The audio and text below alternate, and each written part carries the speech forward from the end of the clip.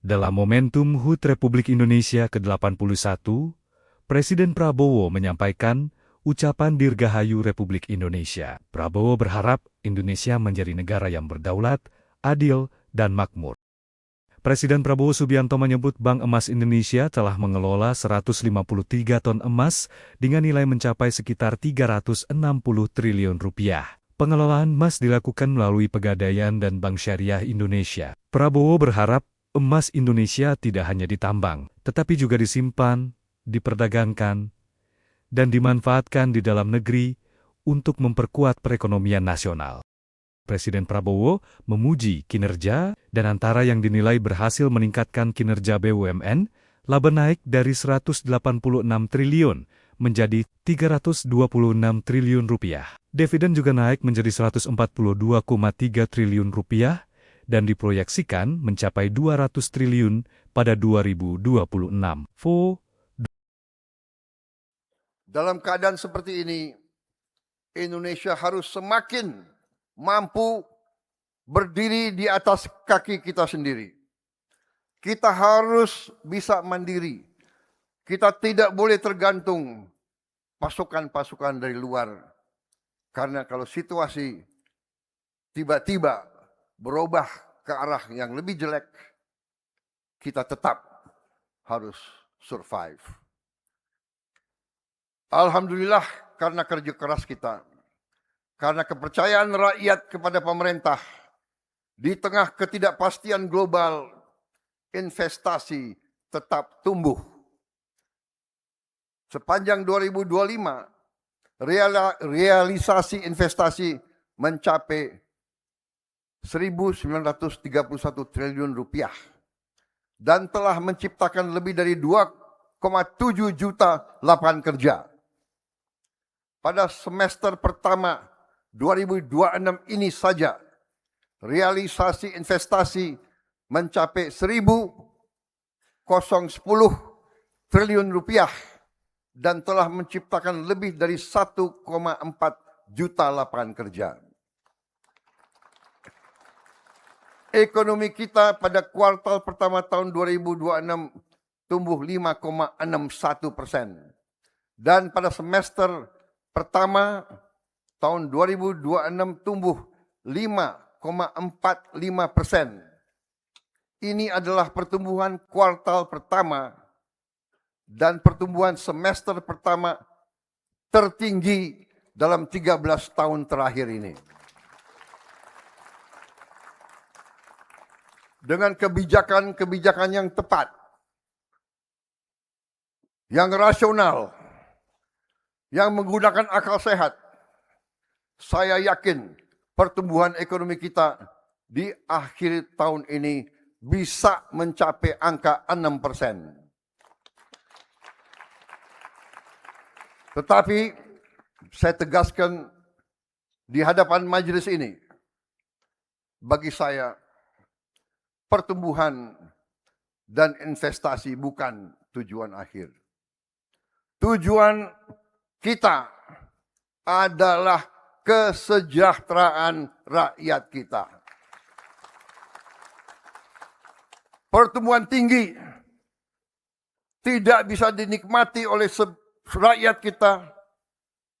Kebanyakan tidak bermanfaat bagi kita. Setiap rupiah investasi harus menciptakan pekerjaan, harus menghasilkan perbaikan kualitas hidup rakyat kita, terutama rakyat kita yang paling bawah. Itulah orientasi pemerintah yang saya pimpin. Kita tidak boleh meninggalkan mereka yang tidak berdaya. Kita tidak boleh membiarkan kelaparan ada di bumi Indonesia. Republik Indonesia anggota G20. Tidak pantas masih ada rakyat kita yang lapar. Saudara-saudara sekalian, bangsa yang kuat adalah bangsa yang mampu memberi makan rakyatnya sendiri. Ketika kami menerima mandat Petani masih menghadapi pupuk yang sulit diperoleh. Harga gabah yang jatuh setiap saat panen. Aturan yang berbelit-belit. Kita harus berani menghadapi kesulitan dan masalah ini. Dan dengan demikian, walaupun kita tidak menyalahkan siapapun, kita melangkah dengan mencari solusi. Birokrasi tidak boleh menghambat keputusan yang baik. Kita harus mengakui masalah bangsa kita adalah antara lain masalah birokrasi yang berbelit-belit.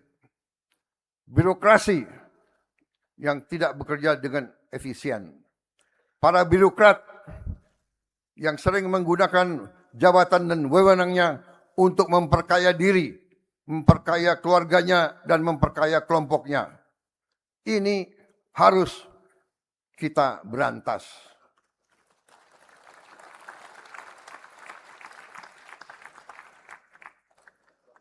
Bukan kita tutup-tutupi. Era sekarang, era digital, era informasi. Tidak ada gunanya kita tutup-tutupi. Justru kita harus selesaikan masalah ini. Dan ini memerlukan persatuan di antara semua pemimpin dan kelompok politik. Karena birokrasi yang tidak efisien, birokrasi yang korup akan menghancurkan suatu bangsa. Negara harus memudahkan rakyat, bukan mempersulit. Dan kalau saya bicara, saya tidak hanya bicara pemerintah pusat. Justru saya bicara juga kepada pemerintah daerah, pemerintah provinsi dan pemerintah kabupaten. Tanya rakyat, dengarkan suara rakyat. Mereka yang pertama akan menyampaikan bahwa sering program-program tidak sampai ke rakyat. Ya, Menteri Keuangan Purbaya Yudisadewa menyatakan akan berkoordinasi dengan Kementerian Perhubungan untuk menyelesaikan masalah disparitas tarif jasa lift on lift off atau LOLO pada depo peti kemas kosong di luar kawasan pelabuhan. Hal ini dilakukan guna memastikan kejelasan kebijakan, kepastian berusaha, serta terciptanya proses yang lebih efisien dan seragam. Purbaya menerima aduan dari Dewan Pimpinan Nasional Dewan Pengguna Jasa Angkutan Indonesia atau DPN Depalindo mewakili PT Jakarta Mitra Graha mengenai tingginya biaya logistik dan ketidaktransparan penetapan tarif jasa LOLO. Adapun tarif di luar pelabuhan lebih tinggi sekitar 300 hingga 400 ribu rupiah per kontainer dibandingkan tarif sejenis di dalam pelabuhan. Disparitas tersebut terjadi seiring belum tersedianya regulasi yang secara khusus mengatur struktur, komponen, dan golongan tarif pengenaan jasa LOLO. Oleh karena itu, Kemenkyu menambahkan perlu adanya upaya menyeragamkan tata kelola dan mekanisme layanan depo peti kemas kosong, baik di dalam maupun di luar area pelabuhan, termasuk mengkaji ketentuan bagi perusahaan asing yang memiliki fasilitas depo di Indonesia. Kita putuskan nanti perhubungan untuk memecahkan masalah ini sendiri.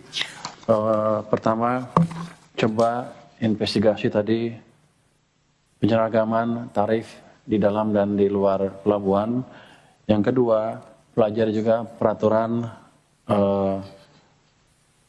trader asing, trader namanya, trading company asing bisa punya perusahaan depo di sini, bisa nggak itu dihapuskan.